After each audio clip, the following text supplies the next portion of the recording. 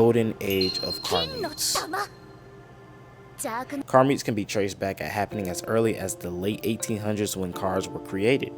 The earliest event known to man is the Exposition Universelle Internationale de Paris, RAC London to Breton veteran run car run in England in 1901, and of course the nostalgic Indianapolis 500 in 1911 here in the States, where automobiles were featured and attracted early car owners at the time. As car meets further evolved and technology advancements evolved, as well as the car manufacturing industry, many more expos and events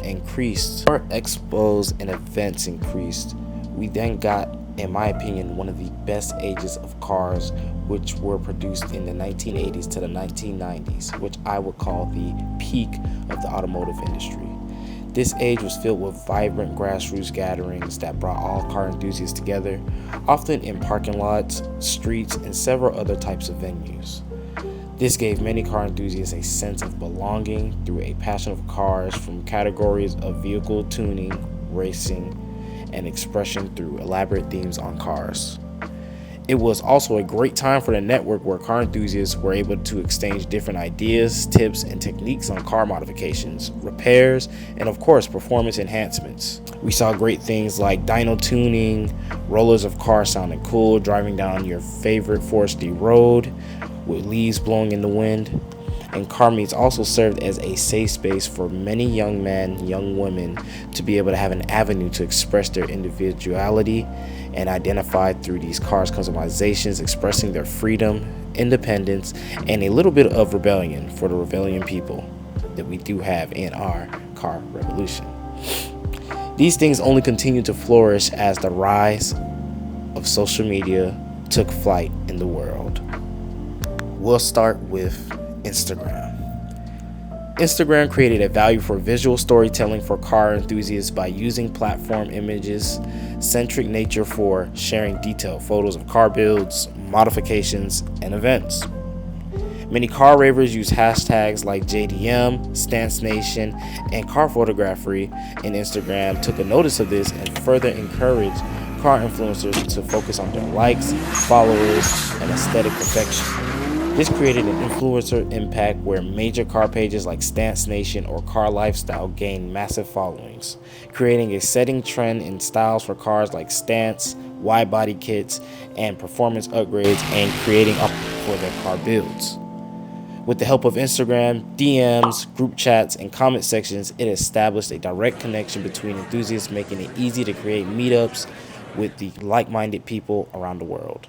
YouTube also provides a great platform for enthusiasts to document their car journey. Things such as vlogging culture that shows the progression of a car build, DIYs, and tutorials on installation on repairs for cars, and modifications from YouTube automotive channels such as Chris Fix, Adam LZ, and Hoonigan. Car Guys also highlighted the street racing and underground scene of car meetups that entertain car enthusiasts everywhere, bringing cultural shifts and sometimes some legal scrutiny, all while bringing monetization to the platform, turning the hobby into a full-time career for many. Public safety concerns have become the main reason due to regulations changing car meets, with some participants engaging in risky behavior at events like burnouts, donuts, and drifting in or near the meets. These activities resulted in endangering the other attendees, bystanders, and drivers in the surrounding area, along with destroying and unsettling the peace with other regular bystanders. This typically could be shoppers, the store owners, and just people just passing by. Overcrowding also ensued due to large turnouts of car meets driven by social media that can overwhelm venues, creating congestion and noise that frustrate local communities. The shift. There are several causes to the decline of enthusiast-driven car events.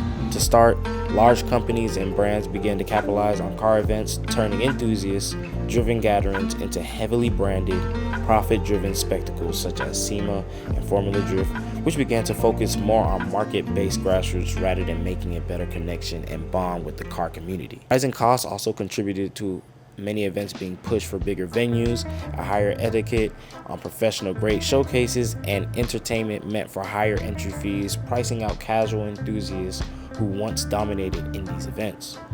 The loss of suitable venues ensued next as the open spaces where enthusiasts could gather, such as empty parking lots or industrial areas, were cracked down by police due to liability concerns and damages done by unruly participants, leading to businesses banning car meets in some of the area.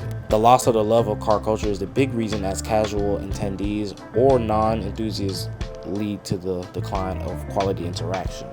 The rise of prices on cars and dramatic decrease of newer innovative car models dropped due to the rise of the world wanting more SUVs, trucks, and EV vehicles. The loss of the love of the culture is a big reason as casual attendees or non-enthusiasts lead to the decline of quality interaction.